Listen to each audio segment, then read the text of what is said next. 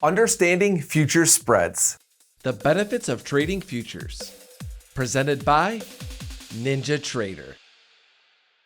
Spreading, a trade in which you simultaneously buy one futures contract and sell another, is a popular strategy among many different asset classes. One reason they are popular is because they can be less risky when compared to outright futures.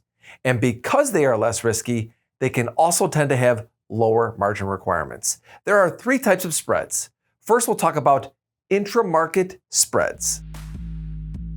Intramarket spreads are also referred to as calendar spreads. They involve buying a futures contract in one month while simultaneously selling the same contract in a different month.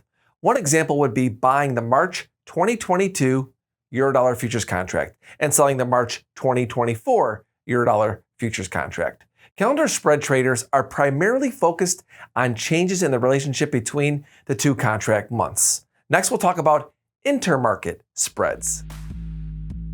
Intermarket spreads involve simultaneously buying and selling two different but related futures with the same contract month in order to trade on the relationship between the two products. For example, the gold-silver ratio spread. That's a tool for trading on the relationship between gold and silver future prices. Next, we'll talk about commodity product spreads.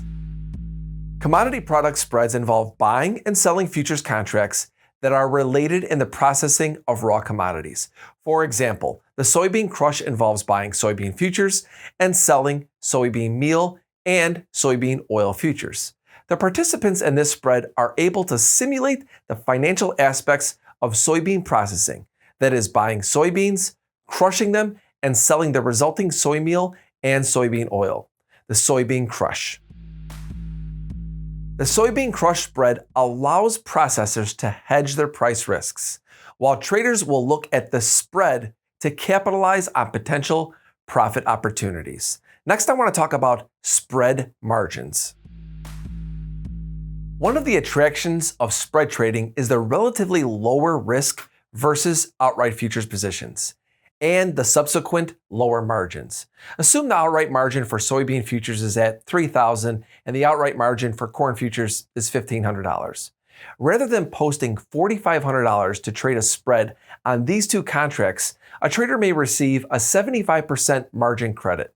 In other words, the initial margin would be $1,125, which reflects the lower risk in spreading the two contracts as opposed to trading each of them outright.